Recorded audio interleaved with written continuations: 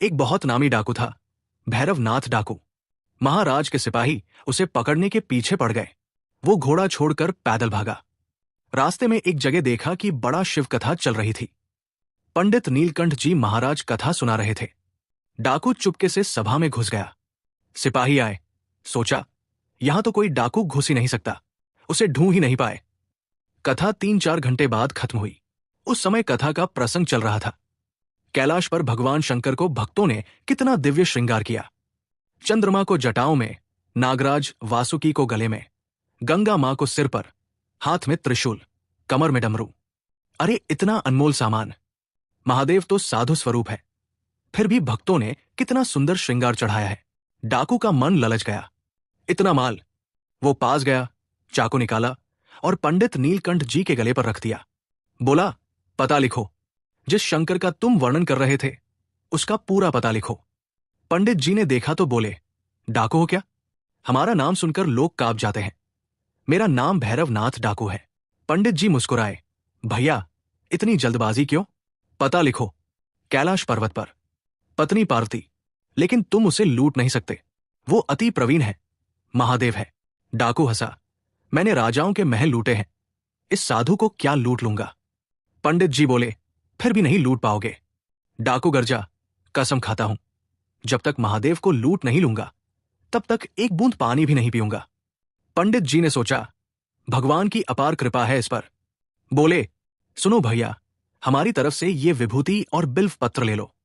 जब तुम्हारा बस न चले तब इन्हें महादेव को चढ़ा देना। डाकू ने विभूति की पुड़िया बांधी और बोला, कसम, जब तक लूट नहीं लूंगा पानी नहीं पीऊंगा। पंडित जी ने पूछा, नाम क्या बताया तुमने? शंकर। शंकर, कैलाश, महादेव। अब डाकू के मन में चिंतन शुरू हो गया। पैदल ही हिमालय की तरफ चल पड़ा। जंगल में पूछता, शंकर भगवान कहाँ है? लोग कहते, हर जगह है। नहीं, वो जिन्हें भक्तों ने चंद्रमा नाग गंगा से सजाया था। अरे वो तो कथा में था, अब तो वो साधु रूप में विचरते हैं। डाकू व्याकुल हो गया।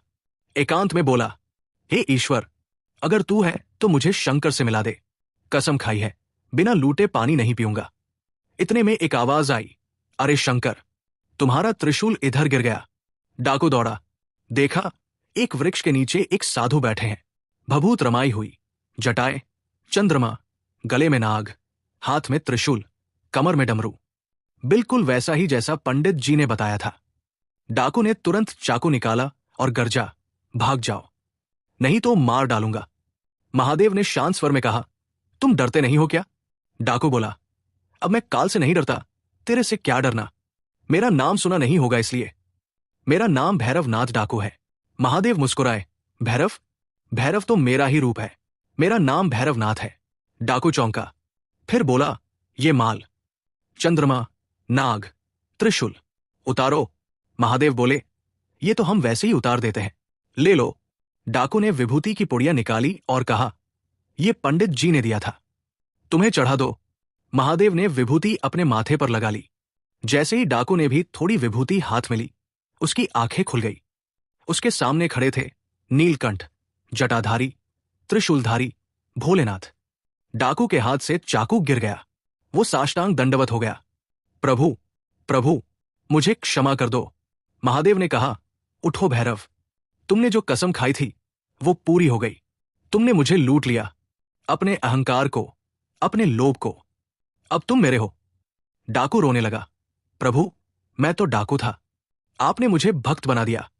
महादेव बोले, जो भूख प्यास सहकर सिर्फ मेरे दर्शन के लिए निकलता है उसे मैं जरूर मिलता हूं।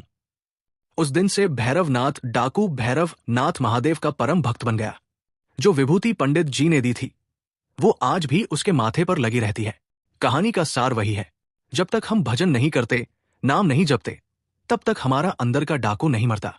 लेकिन जैसे ही सच्चे मन से भगवान को ढूंढने निकलते हैं वो खुद मिल जाते हैं। जय भोलेनाथ।